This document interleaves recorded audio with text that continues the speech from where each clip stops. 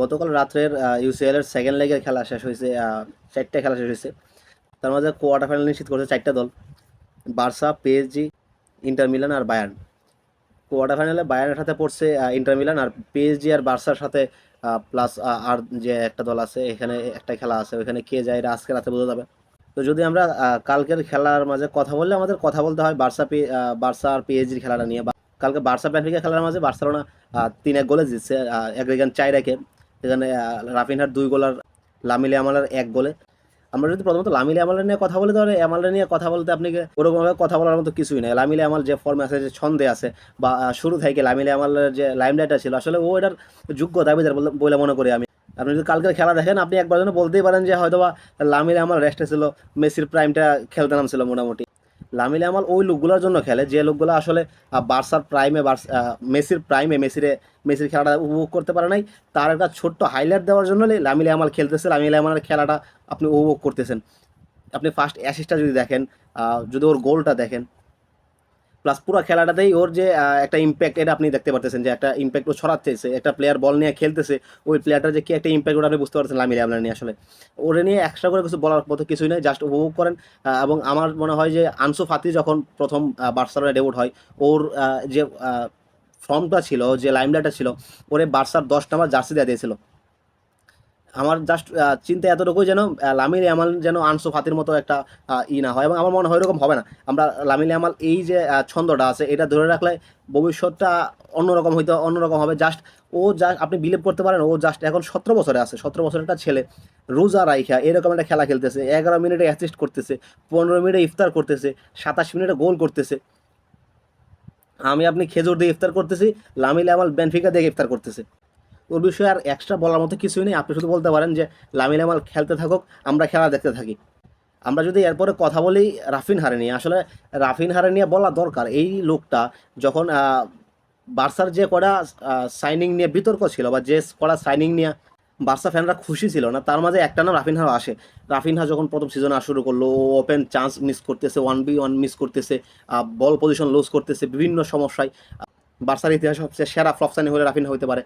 এই একটা কামব্যাক এই সিজনে এসে বার্সার সাথে রাফিনা যে কামব্যাকটা দিছে, আপনি জাস্ট এখন ওর ব্যালন ডিওরের যোগ্য দাবিদার ভাবতেছেন। বার্সা যদি এবার ইউসিএলটা জিতে যায়, আমার মনে হয় ব্যালন ডিওর থেকে রাফিনা কেউ আটকাইতে পারতেছে না। ওর অলরেডি 10টা ইউসিএলে 11টা গোল হয়ে গেছে। ইউসিএলের একটা সিজনে হাইয়েস্ট গোল ছিল মেসির, আর রাফিনহার আর মাত্র 3টা গোল হলে মেসির রেকর্ডটা শেষ হইতেছে। এখনও বার্সার সামনে নকআউট যদি আরও খেলে, ফাইনাল পর্যন্ত যায়, আরও 5টা ম্যাচ আছে, যে 5টা ম্যাচে এখন ওর যে ফর্ম আছে, ও অবশ্যই 3টা বা তার বেশি গোল সে করে ফেলবে। এবং আমি মনে করি যে এই সিজনে বার্সার হয়ে মেসির যে রেকর্ডটা ছিল, ওটা ও ছুঁয়ে ফেলতে পারে, বা ওটা টপ করে যেতে পারে। এর মাঝে আসলে একটা কথা না বললেই না, ফুটবল জিনিসটা দেখেন। কালকে ওতামেন্দির গোলে, এজ এ আর্জেন্টাইন ফ্যান আমি, বা যারা বার্সা ফ্যান আছে, ওতামেন্দির গোলে এই লোকগুলো অখুশি হইতেছিল, রিয়েল মাদ্রিদের লোকজন মনে হয় খুশি হইতেছিল। আবার যদি দেখেন রাফিনহার গোলে আমরা খুশি হইতেছি, রিয়েল মাদ্রিদ বা যারা ওই ফর্মে আছে ওরা আসলে কষ্ট পাইতেছে। এটাই আসলে একটা ফুটবল। আবার যখন আমি চিন্তা করি যে 26 তারিখে খেলার মাঝে এর বিপরীত হয়ে যাবে, ওতামেন্দির গোলে আমরা সবাই উল্লাস করবো, রাফিনহার গোলে আমরা মন মারা হয়ে থাকবো। আমাদের সকলের একটা চিন্তা ভাবনা, ভাই রাফিনহার যে ফর্মে আছে, এই ফর্মটা শুধুমাত্র আর্জেন্টিনার সাথে না থাকলেই হয়। ওই দিন এলিসনের খেলা দেখে ম্যাকালিস্টার বলতেছে যে আমরা এলিসনের এমন কিছু খাওয়াই দেবো যেন এরকম পারফরমেন্স না করতে পারে। মজা থাকেই বলছে, কিন্তু আসলে বিষয়টা চিন্তার বিষয়। এইটাই ফুটবল, এইটাই আসলে একটা প্রকৃত ফুটবল বলতে পারেন আপনি। যে আপনি যখন ক্লাব সাপোর্ট করতেছেন, তখন আপনার দেশ বা অন্য কোনো দলের প্লেয়ারে নিয়ে আপনার কোনো নিয়ে, আমরা রাফিনা নিয়ে যে মাতামাতি করতেছি, যদি আজকে ব্রাজিল আর আর্জেন্টিনা খেলা হইতো, আমরা অবশ্যই মাতামাতি করতাম না, বা এই খুশিটা আমরা হইতাম না অবশ্যই। এরপরে যদি আপনি কথা বলেন পেদ্রে নিয়ে কথা তো প্রতি ভিডিওতে বলতেছি, প্রতি ম্যাচে বলতেছি, প্রতি ম্যাচেই বলা লাগতেছে। কালকের ম্যাচটা দেখেন আপনি, রাফিনা 2 গোল করছে, ইয়ামাল একটা গোল করছে, একটা অ্যাসিস্ট করছে, তারপরেও man of the match Pedri. এখানে আর কিছু বলা লাগে না, যে আপনি এতটুকুতেই বুঝতে পারতেছেন যে একটা প্লেয়ার কতটুকু খেলতেছে, কতটুকু অমানবিক পারফরমেন্স দিলে এইরকম একটা ম্যান অফ দ্য ম্যাচের অ্যাওয়ার্ড ওর কাছে আসতেছে, কোনো গোল বা অ্যাসিস্ট না করে। আর একটা জিনিস ভাবেন, পেদ্রি মাত্র 5 মিলিয়নের একটা ডিল আমাদের জন্য, 5 মিলিয়ন দিয়ে ওরে কিনে নিয়ে আসা হয়েছিল, ইঞ্জুরির পর ইঞ্জুরি, ইঞ্জুরির পর ইঞ্জুরি। আর এই একটা সিজনে ও যেমনে মেইলা ধরছে, হ্যান্সি ফ্লিক বলতেছে, শুধু হ্যান্সি ফ্লিক না, প্রত্যেকটা লোক বলতেছে, আপনি সবাই বলতেছি যে পেদ্রি এই সিজনে বা এখনকার সময়ে সেরা মিডফিল্ডার। আমরা যদি কথা বলি আলেজান্দ্রো বালদেরে নিয়ে আপনি কি বলেন? বালদে পুরো একটা মার দৌড়ায় খেলতেছে, আপনি ওর কাছ থেকে যে ও রানগুলো মেক করতেছে, প্লাস ও জাস্ট লেফট সাইডে আগুন ঝরাইয়া দিয়েছিল বেনফিকার, বারবার ওর পায়ে বল যাওয়া মানে ওই বলটা নিয়ে একটা কিছু করতেছে, ওর ইম্প্যাক্ট ও দেখাইতেছে। বার্সা এখন আপনি মনে করেন যে ছোট বাচ্চাদের নিয়ে একটা খেলা শুরু করছে। বার্সার এই সিজনে আমরা মনে করি যে বার্সার এই সিজনে একটা ট্রেবল আসতেই পারে এবং আসা দরকার। এই ফর্মের সাথে একটা ট্রেবল যদি না আসে তাহলে যায় না ভাই। 4টা শিরোপা এই সিজনে আমাদের হাতে আছে, এর মাঝে অলরেডি একটা জয় হয়ে গেছে আমাদের। এখানে কোপা দেল রে শিরোপা আছে, ইউসিএল আছে, লিগ টাইটেল এখনো বাকি আছে। এখান থেকে ভালো কিছু আমরা আশা করি। একটা ট্রেবল আমাদের জন্য এই বছর অপেক্ষা করতেছে।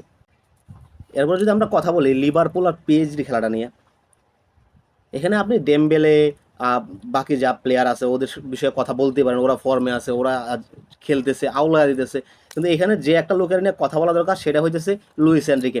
একটা এলিট মেন্টালিটির কোচ সে। আপনি বলতে পারেন যে যখন 2017 সালে এনরিকে বলছিল পিএসজি যদি 4টা গোল করে আমরা 5টা গোল করতে পারবো, আপনি ওইখান থেকে বুঝতে পারেন যে একটা মানুষের মেন্টালিটি কতটুকু, এবং সেটা করে দেখাইছিল মেসি, নেইমার, সুয়ারেজ নিয়ে। যেখানে পিএসজি প্রথম লেগে 4-0 একটা লিড নিয়ে রাখছিল, সেকেন্ড লেগে বার্সায় আইসা এইখান থেকে কামব্যাক করে নিয়ে আইসা 5 গোলের একটা যে কামব্যাক ছিল, এটা আসলে আপনি একটা এলিট মেন্টালিটি লোকই বলতে পারেন। ঠিক ওই জায়গা থেকে আপনি বলতে পারেন আসলে মেন্টালিটি কতটুকু স্ট্রং হলে একটা লোক এই কথা বলতে পারে এবং কতটুকু আত্মবিশ্বাস থাকলে বলতে পারে। গত সিজনে ঘরের মাঠে বার্সালোনাকে পিছিয়ে গিয়া বিভিন্ন সমালোচনা এর ঘিরে আবার সে জবাব দিয়েছে বার্সেলোনায় গিয়ে জিতবো। সেইবার দল পরিবর্তন করে বার্সায় গিয়ে এমন একটা কামব্যাক দিয়েছিল তার ইতিহাসের সেরা কামব্যাক। এবার লিভারপুলের সাথে প্রথম লেগে দুর্দান্ত খেলছে ওরা, দুর্দান্ত খেলেও লিভারপুলের পুরো নাস্তানাবুদ করার পরে ওরা 1-0 গোলে পিছিয়ে গেছে। প্রেস কনফারেন্সে গিয়া তিনি আবার বলছে আমার কথা মিলিয়ে নিয়েন, অ্যানফিল্ডে গিয়ে আমরা কামব্যাক দিব। অ্যানফিল্ডের মতো মাঠে কামব্যাক দেওয়ার কথা যে বলবে, ওটা বলার জন্য একটা হ্যাডাম লাগে ভাই, একটা মেন্টালিটি লাগে। আর সেই মেন্টালিটি আছে লুইস এনরিকের, একটা সিংহের মতো মেন্টালিটি ভাই। আপনি এক কথায় বলতে পারেন যে লুইস এনরিকে বর্তমানে সেরা কোচ। পিএসজির লিভারপুলের বিরুদ্ধে জয়ী করছে, প্রতিপক্ষের রীতিমতো একদম ধরাশায়ী করছে ওরা, একটা ঐতিহাসিক কামব্যাক দিছে। লুইস এনরিকের পিএসজি ইতিহাসের একটা অংশ এখন, একটা মন মরা টিমটা নিয়ে ক্ষুধার্ত করে তুলছেন এখন, তাদেরকে এক প্রকার হিংস্র করে তুলছে। আপনি বলতে পারেন যে লুইস এনরিকে একজন এলিট কোচ। কিন্তু এখানে যদি আপনি লিভারপুলের নিয়ে কথা বলেন, আপনি লিভারপুল কালকে যে ম্যাচটা ছিল ওইখানে সালারে তো পুরোপুরি নুনো মেন্ডেস একদম পকেট করে রাখছে। কালকে যদি আপনি পেনাল্টি শুট আউট দেখেন, আমার মনে পড়ে গেছিল 2022 সালের বিশ্বকাপে স্পেনের কথা। জাস্ট ওরা পেনাল্টি নিতেছে আর নিতেছে, ওই পর্যন্ত পৌঁছাইতেছে না, একদম ডোনারোমার হাতে উঠাইয়া দিছে। একটা পেনাল্টি স্কোর হয়েছে সালারটা, বাকি পেনাল্টিগুলো কোনো আমি বুঝতেছি না এটা কি ডোনারোমার ট্রিক।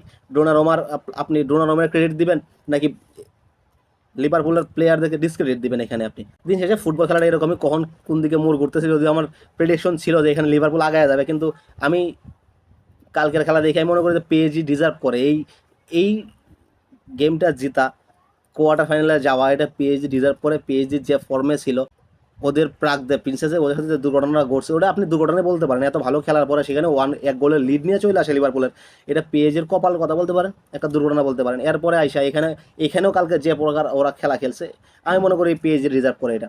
আজকে রাত্রে 2টার সময় ইউসিএলের সেকেন্ড লেগের বাকি কয়টা গেম আছে, এখানে মুখোমুখি হইতেছে আপনার স্পেনের 2 নগর প্রতিদ্বন্দ্বী অ্যাথলেটিকো মাদ্রিদ আর রিয়াল মাদ্রিদ যদিও 1 গোলে আগায় আছে, কিন্তু খেলাটা মেট্রোপলিটনে অ্যাথলেটিকো মাদ্রিদের হোম গ্রাউন্ডে। এখান থেকে জয় নিয়ে আসাটা মোটামুটি সহজ হবে না, একটু কঠিন হয়ে দাঁড়াবে অ্যানচেলত্তির শিষ্যদের জন্য। এখন দেখা যাক যে ওইখানে সিমেওনে কি আবার এখন তো আর বাস পার্কিং করলে হইতেছে না, অবশ্যই একটা লিড নেওয়ার চেষ্টা করা লাগবে। একটা লিড নিয়ে আলবারেজের দল কি এখানে লিড নিয়ে একটা স্কোর দাঁড় করাতে পারে কিনা। তো এখানে জিতক যে, আমি এটা বারবারই বলি যে এই খেলা আপনি উপভোগ করবেন, এই খেলা দেখে ভালো লাগবে। বাকি আপনার প্রেডিকশন কি যে এখানে আসলে কে যাইতেছে, বা কোয়ার্টারে বার্সার বিপক্ষে এবার প্রতিপক্ষ কি ডটমুন্ড পড়তেছে না লিল পড়তেছে?